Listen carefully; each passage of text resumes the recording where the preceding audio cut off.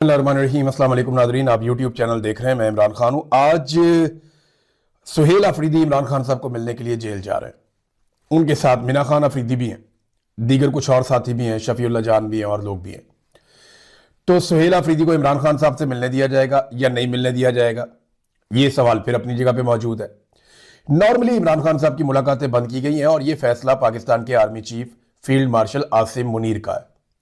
यानी किसी की ये औकात नहीं है। शहबाज शरीफ पाकिस्तान का वजीर आजम होने के बावजूद वो वजीर आला खैबर पख्तूनख्वा को कह चुके हैं कि जी मैं पूछ कर बताता हूं।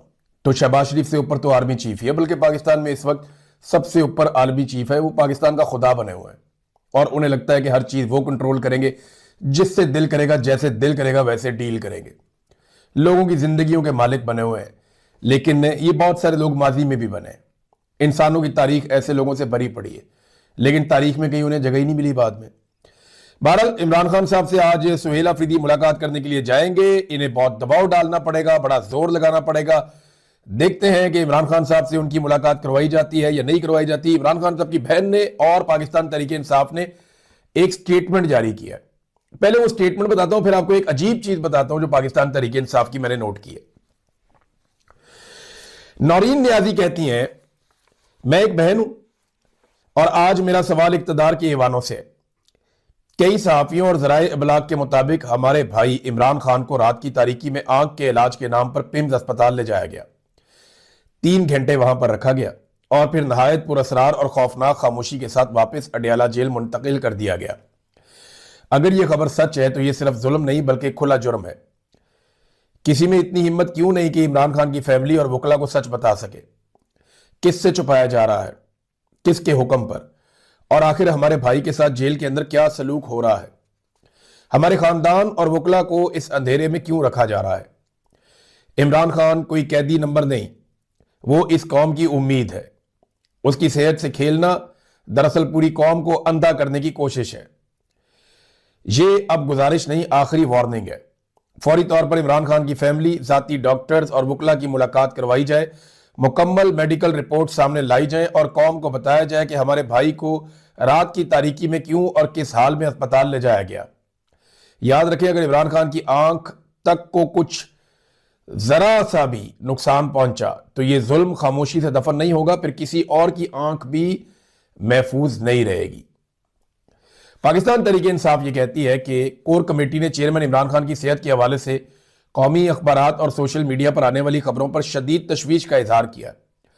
अखबारी रिपोर्ट्स के मुताबिक इमरान खान को पिम्स अस्पताल मुंतकिल किया गया और बाद बगैर किसी इतला के वापस अडियाला जेल ले जाया गया, जबकि इस तमाम अमल के बारे में उनकी फैमिली, पार्टी के कायदीन, वकला और अवाम को भी आगाह नहीं किया गया, जो इंतहाई काबिल मुजम्मत और तशवीशनाक है।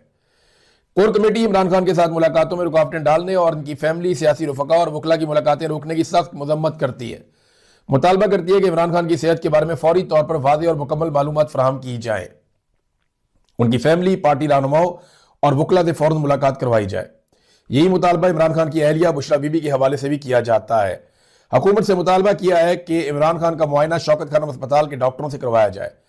अगर इस अमल में ताखीर की गई तो पाकिस्तान तहरीक इंसाफ आइंदा अपना लायामल देने का हक महफूज रखती है, जिसमें अवाम से अपील की जा सकती है कि वो पुरअमन तौर पर खैबर पख्तूनख्वा समेत मुल्क के दीगर हिस्सों में शटर डाउन और पहिया जाम करें। कमेटी ने फैसला किया है कि पार्टी की सफारती रिलेशन कमेटी और ह्यूमन राइट्स कमेटी दीगर ममालिक के सफीरों और बैन अवी इंसानी हकूक की तंजीमों के सामने इस संगीन मसले को उठाएगी और इस हवाले से होने वाली पेशरफ से पार्टी की सियासी कमेटी और कोर कमेटी को बाकायदगी से आगाह करती रहे। कोर कमेटी ने इमरान खान से मुलाकातों से मुताल्लिक तमाम मुकदमात के बारे में पार्टी की जानिब से हदायत की है कि सीनियर वकला बशमूल सलमान अकरम राजा और बैरिस्टर गौहर इमरान खान इन मुकदमात को जल्द अज जल्द फिक्स करवाएं, अदालत में पेश होकर मौसर अंदाज में पैरवी करें और फौरी समाअत को यकीनी बनाएं। कोर कमेटी ने यह मामला सीनियर वकला के सवाबदीदी इख्तियार पर भी छोड़ा है कि अगर वो समझते हैं कि मजीद किसी नई दरखास्त की जरूरत है, चाहे वो वफाकी आईनी अदालत में हो, तो बिला ताखीर वो दरखास्त दी जाए। अब वो कह रहे हैं जी हर फोरम के ऊपर इस मसले को उठाया जाएगा, इस मसले को उजागर करेंगे।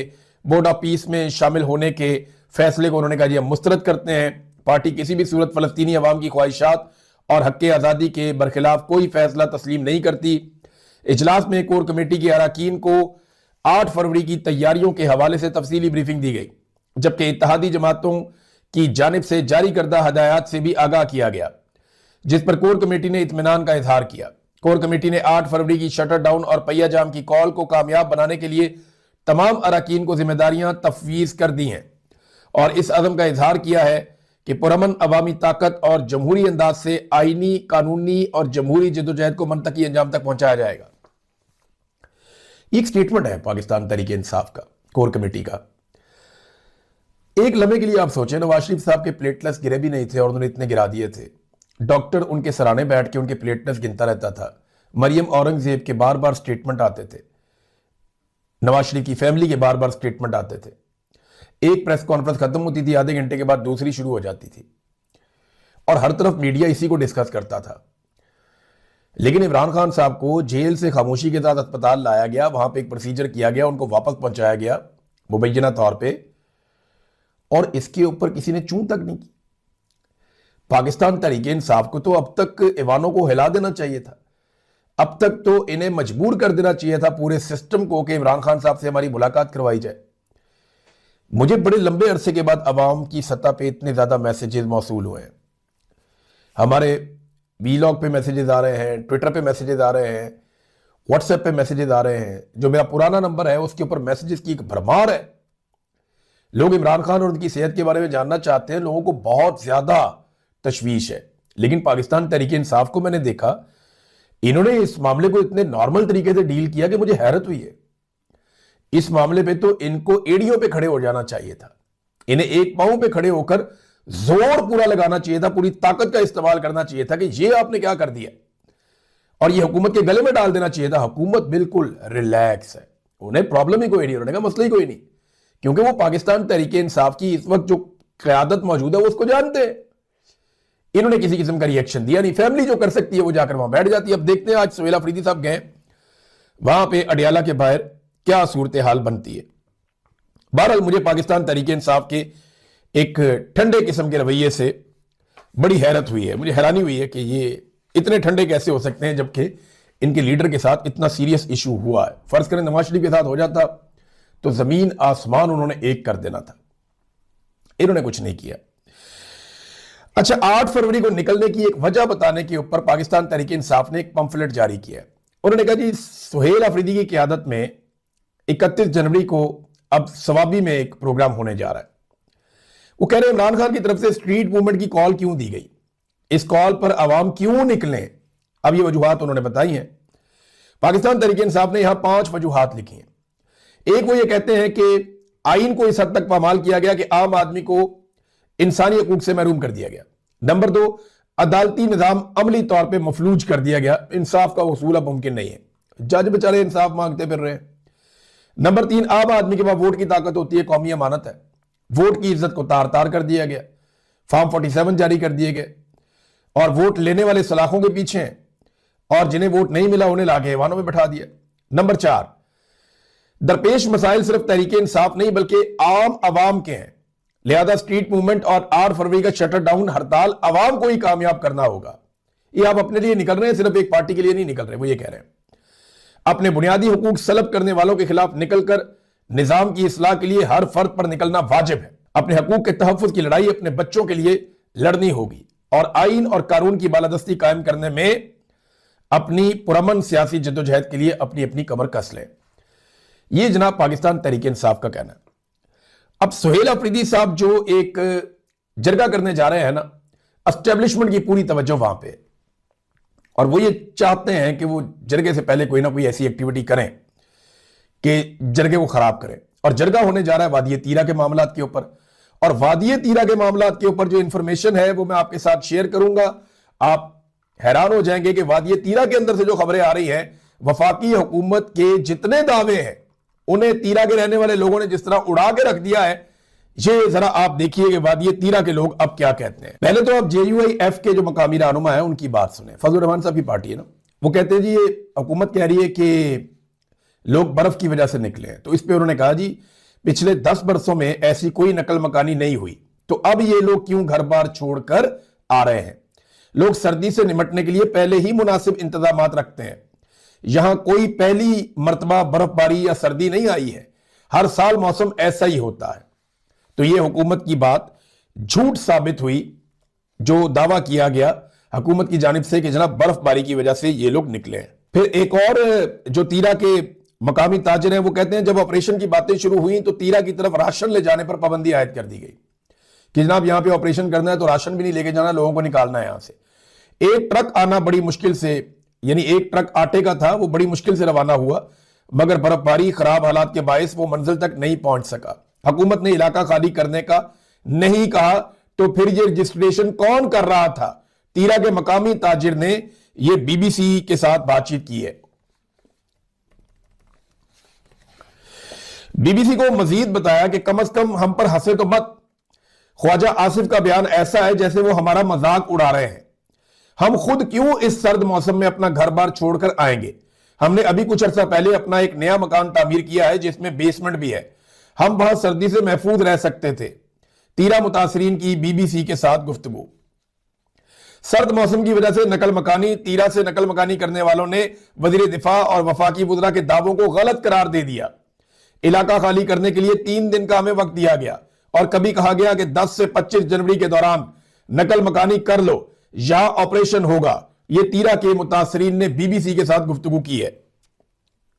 नाज़रीन, इस पे सुहेल अफरीदी ने और एक जमात इस्लामी के प्रोफेसर इब्राहिम है, उन्होंने भी इसके ऊपर स्टेटमेंट दिया है। फौज ने मजबूर करके लोगों को घरों से निकाला, किसी ने रजाकाराना तौर पर अपना घर बार नहीं छोड़ा। परवेज मुशर्रफ के दौर से लेकर आज तक जितने भी ऑपरेशन हुए सबका फैसला फौज ने किया। यह जनाब प्रोफेसर इब्राहिम साहब फरमा रहे हैं। जबकि सुहेल अफरीदी कहते हैं कि एक तरफ तीरा के लोग पाकिस्तान के लिए कुर्बानियां दे रहे हैं और दूसरी तरफ बेशर्म सियासतदान उनका मजाक उड़ा रहे हैं। कोई भी शख्स अपनी मर्जी से अपना घर नहीं छोड़ता। इन लोगों को जबरदस्ती निकाला गया और इन्हें कोई माली मदद भी फराहम नहीं की गई। ये है सूरत हाल वादी तीरा की। वादी तीरा के लोग गुस्से में है। नॉर्मली क्या होता था, जब भी पाकिस्तान की फौज कोई ऑपरेशन पाकिस्तान के अंदर करती थी तो गाने चलते थे, ISPR म्यूजिक बनाता था, उसके अंदर बड़े जबरदस्त फिल्मी सीन डाले जाते थे, बड़ी अच्छी प्रोडक्शन होती थी। तो उससे जो है ना वो हीरो बनाए जाते थे नए, और पाकिस्तान की मिलिट्री एस्टेब्लिशमेंट को फायदा होता था। तो जर्नैलों की शान में कसीदे पढ़े जाते थे। लेकिन इस मरतबा काम उल्टा हो गया। हीरो बन गए सियासतदान। सुहेल अफरीदी के बाकी साथी वो सारे हीरो बन गए और एस्टेब्लिशमेंट जीरो हो गई। तो ये ऑपरेशन से मुकर के भाग गए। आप अंदाजा करें, पाकिस्तान में एस्टेब्लिशमेंट को यह बात सोचनी पड़ेगी कि पहली मरतबा उन्होंने ऑपरेशन अनाउंस किया और लोगों ने उसको रद्द किया, और इस हद तक रद्द किया कि ऑपरेशन के नाम से इनको भागना पड़ गया। ये इनके साथ पाकिस्तान की तारीख में पहली मरतबा हुआ। इससे पहले कभी ऐसा नहीं हुआ। अभी और बहुत कुछ भी पहली मरतबा होगा पाकिस्तान में इन लोगों के साथ। देखिए, ये जो डोनाल्ड ट्रंप और नेतन्याहू साहब के साथ इन्होंने दोस्ती तो होनी चाहिए। ये जो इन्होंने नौकरी और चाकरी की है, फील्ड मार्शल आसिम मुनीर साहब ने और शहबाज शरीफ साहब ने, ये जो नेतन्याहू साहब से और डोनाल्ड ट्रंप साहब से नौकरी और चाकरी इन्होंने इख्तियार की है, ये एक लंच इतना महंगा कभी नहीं होता जितना महंगा लंच डोनाल्ड ट्रंप के साथ पाकिस्तान के फील्ड मार्शल को पड़ेगा। अब ना उसकी कीमत चुकाने का वक्त आ गया। जो इतलात इसराइल से आ रही हैं कि रफा में वो बहुत बड़ा कैंप बनाने जा रहे हैं, ये मैं नहीं कह रहा, ये इसराइली जर्नैल कह रहे हैं जो रिटायर्ड हैं, और इसराइली रिटायर्ड जर्नैल ने सारी खबर खोल दी है। गजा को बहुत सारे हिस्सों में तकसीम किया जा रहा है। फलस्तीन की रियासत का जो क़याम है वो अभी ख्वाब ही बन जाएगा, और नेतन्याहू ने इसके बारे में स्टेटमेंट दे भी दिया। पहले आप ये देखें कि इसराइली जर्नैल ने क्या कहा। इसराइली जर्नैल का कहना है कि इसराइल ने गजा के जनूबी शहर रफा में एक बहुत बड़े कैंप के लिए जमीन साफ कर दी है, जहां फलस्तीनियों की नकलो हरकत को इसराइली निगरानी में रखा जाएगा। और ये जनाब जो जर्नैल हैं रिटायर इसराइल के, वो ये बात रॉयटर्स को बता रहे हैं। उन्होंने कहा कि यह जगह लाखों लोगों की रिहाइश के लिए तैयार की जा रही है, यानी लाखों लोग वहां पे रहेंगे उस कैंप के अंदर। अच्छा, इसे अल जजीरा ने एक जेल नुमा जगह करार दिया, जैसे मवेशियों को रखा जाता है। और इसका जो सिस्टम है उसको जरा समझ ले आप। वो करने ये जा रहे हैं कि एक खास एरिया साफ करके उसे बंद कर रहे हैं, वहां पे एक कैंप नुमा जेल बना रहे हैं, क्योंकि अल जजीरा ने इसको करार दिया कि ये कैद खाना टाइप जगह है। इसके अंदर जितने लोग जाएंगे ना, वो इसराइल को क्रॉस करके जाएंगे, उनके सिक्योरिटी बैरियर को क्रॉस करके जाएंगे। अगर कोई लोग मिस्र जाना चाहते हैं तो वो भी बैरियर्स को क्रॉस करके जाएंगे। अब जितने लोग आएंगे और जाएंगे वो बायोमेट्रिक सिस्टम के साथ जाएंगे और आएंगे, उनके चेहरों की शनाख्त का, आंखों की शनाख्त का एक पूरा तरीकाकार होगा। वो कभी भी कहीं भी जाएंगे वो फौरी तौर पे डिटेक्ट हो जाएंगे। तो ये लोग बाकायदा एक ऐसे सिस्टम के अंदर आ जाएंगे जहां पे उन्हें पूरी तरह से कंट्रोल किया जा सकेगा। और गजा को अलग अलग हिस्सों में तकसीम करने का पूरा एक मंसूबा है। ये तो हमें चूरन बेचना है ना, पाकिस्तान के मिलिट्री एस्टेब्लिशमेंट और इनकी बनाई हुई हुकूमत, ये हमें चूरन बेच रहे हैं कि जनाब पाकिस्तान के अंदर हम ये कह रहे हैं कि जी फलस्तीन आज़ाद हो जाएगा और तामीर नौ हो जाएगी, जो उनका नुकसान हुआ है वो पूरा हो जाएगा और आइंदा कोई कत्लो गारतगिरी नहीं होगी। वो एक्चुअली वो पूरा का पूरा जो उनका आज़ादी का एक नैरेटिव वो बनाते हैं, फलस्तीनी कहते हैं हमने आज़ादी लेनी है, वो तो खत्म हो जाएगा इस सारी कहानी में। वो हमेशा के लिए महकूम और मजबूर हो जाएंगे। हमेशा के लिए जो है वो उनके पास वो ताकत नहीं रहेगी आज़ादी के लिए। और हमास को गैर मुसल्ला करना इसका एक और हिस्सा है। हमास रिटेलिएशन तो करेगी, अब उसे गैर मुसल्ला करने के लिए ये लोग किस लेवल तक जा सकते हैं ये हम बाद में देखेंगे। लेकिन ये कोई पॉपुलर फैसले नहीं है जो पाकिस्तान की मिलिट्री बैक्ड हुकूमत इस वक्त कर रही है। इन्होंने अपने और अपने खानदानों के लिए एक गड़ा खोद लिया। अब चाहे ये पाकिस्तान की मिलिट्री एस्टेब्लिशमेंट के सीनियर अफसरान है, तो चाहे ये पाकिस्तान की इस वक्त की जो हुकूमत है उसके मुश्तरका, और ये बात इसलिए मैं आपको कह रहा हूं कि अभी हमने लोगों से बात की है एक दिन पहले, मैंने आपको सुनवाई भी। लोगों के जज्बात बड़े खौफनाक है, बाकी बातें करते हुए लोग डरते हैं। मैंने बहुत सारे इंटरव्यू चलाए ही नहीं, लोगों ने अल्फाज इस तरह के इस्तेमाल किए जो मुनासिब नहीं थे। तो इस मामले में लोग बहुत भरे हुए हैं, बहुत गुस्से में। तो अब इनके पास दो ही रास्ते हैं। अगर ये डोनाल्ड ट्रंप को राजी रखते हैं तो अवाम इन्हें और इनके खानदानों को कभी नहीं भूलेगी। ये इबरत के निशान के तौर पे मौजूद रहेंगे, इन्हें कभी इज्जत नहीं मिल सकेगी। जैसे याया खान है, इज्जत के लिए तरस गया, कभी इसको इज्जत मिली नहीं। इसी तरह वो घटिया सियासतदान भी हैं माजी के, जिन्हें इज्जत के लिए वो तरस गए, उन्हें इज्जत नहीं मिली। ऐसे ही इनके साथ भी यही होने वाला है। हाँ, अब आप इस बात पे आ जाए कि अगर ये डोनाल्ड ट्रंप की बात नहीं मानते तो फिर डोनाल्ड ट्रंप नहीं छोड़ेगा, क्योंकि आईएमएफ हो या वर्ल्ड बैंक हो, वो इनको ढील दे ही इस बुनियाद के ऊपर रहा है कि ये अमेरिका की बात मान रहे हैं और इनका सिस्टम चल ही इस बुनियाद के ऊपर रहा है। वरना इंसानी हकूक की पामालियों पे इनको फारिग कर दिया जाएगा। इन्होंने जो इकोनॉमी की हालत कर दी है, ये 4 दिन मुल्क नहीं चला सकते इस वक्त अमेरिकी मदद के बगैर, जहां तक ये पाकिस्तान को ले गए हैं। और जितने इनके दिमाग है ना, एक ही जैसे सारे इकट्ठे हो गए। थोड़ा अर्सा पहले फील्ड मार्शल ने कहा था, जो पाकिस्तान छोड़ के नौजवान बाहर जा रहे थे, उन्होंने कहा था ये ब्रेन ड्रेन नहीं है, ब्रेन गेन है। याद है आपको? अब मरियम नवाज साहबा ने भी वैसे ही स्टेटमेंट दे दिया। अफसोस होता है कि एक से एक अकलमंद यहां पे जमा है। अब मरियम नवाज की बात आप सुने, वो कहती है पाकिस्तान की अगर एक्सपोर्ट्स बढ़ानी है तो सबसे बेहतरीन एक्सपोर्ट हमारे ब्रिलियंट ब्रेन्स हैं, जिन्हें हम एक्सपोर्ट कर सकते हैं। यानी हमारे जो दिमाग हैं, बेहतरीन ब्रिलियंट किस्म के दिमाग, बेहतरीन दिमाग, उन्हें हम एक्सपोर्ट कर सकते हैं। अच्छा, इसका मतलब ये नहीं है कि वो सर के अंदर से दिमाग निकाल के बाहर एक्सपोर्ट कर देंगे। और जो बेहतरीन ज़हीन लोग हैं पाकिस्तान के, जो अपने अपने शोबों में शानदार हैं, चाहे वो डॉक्टर हैं, चाहे वो इंजीनियर हैं, चाहे वो अकाउंटेंट्स हैं, चाहे वो आईटी एक्सपर्ट्स हैं, चाहे वो बड़े ज़बरदस्त किस्म के जानने वाले हैं मईशत को, मईशतदान हैं, इकोनॉमिस्ट हैं, चाहे वो बेहतरीन दिमाग जो हैं वो बैंकिंग के शोबे से हैं, चाहे वो बेहतरीन दिमाग जो हैं वो ज़राअत के शोबे से हैं। तो जिस जिस शोबे में बेहतरीन दिमाग हैं उनको बाहर भेज दिया जाए पाकिस्तान से। तो इससे 2 फायदे होंगे। नंबर 1, वो बेहतरीन दिमाग जो है वो वोट डालने के काबिल नहीं रहेंगे, ओवरसीज पाकिस्तानी बन जाएंगे। नंबर 2, वो अपने घर वालों को खाने पीने के लिए पीछे से पैसे भेजा करेंगे, उससे पाकिस्तान को रेमिटेंसेज में इजाफा हो जाएगा, पाकिस्तान को पैसे मिल जाएंगे। और नंबर 3 फायदा ये होगा कि पाकिस्तान में कम समझदार लोग रह जाएंगे, जिस तरह के खुद हैं ये लोग, जिस तरह के दिमाग इनके अपने कुंद ज़हन है ना, एक तो पढ़े लिखे नहीं है, ऊपर से कोशिश भी नहीं करते। तो इन्हीं तरह के लोग जो है ये चाहते हैं पाकिस्तान में बाकी रह जाएं, यानी सुनिया हो जाए गलियां तो फिर मिर्जा यार फिरे। ये इनकी ख्वाहिश है कि जनाब जितने जहन हमारे छोटे हैं, जितने हम कुंद जहन हैं, इसी तरह के लोग पाकिस्तान में बाकी रह जाएं। जितने अच्छे दिमागों वाले लोग हैं वो पाकिस्तान छोड़ के पाकिस्तान से बाहर चले जाएं। मुकाबला कर नहीं सकते, सामना कर नहीं सकते, तो कहते हैं जी लोग पाकिस्तान छोड़कर ही चले जाएं। पूरी दुनिया बेहतरीन दिमागों को अपने मुल्क में रखना चाहती है। किसी मुल्क में जितने दरखेज दिमाग होंगे, जितने ब्रिलियंट माइंड्स होंगे, जितने शानदार ब्रेन्स होंगे जिस मुल्क के अंदर, वो उतना तरक्की करेगा। लोग चाहते हैं कि शानदार लोग उनके मुल्क के अंदर काम करें, साइंस में काम करें, टेक्नोलॉजी में काम करें, आईटी में काम करें, इंजीनियरिंग में काम करें, ज़राअत में काम करें। हर चीज के अंदर शानदार लोग पाकिस्तान में रुकने चाहिए ताकि पाकिस्तान तरक्की करे। यह होती है एक पाकिस्तानियत वाली सोच। और ये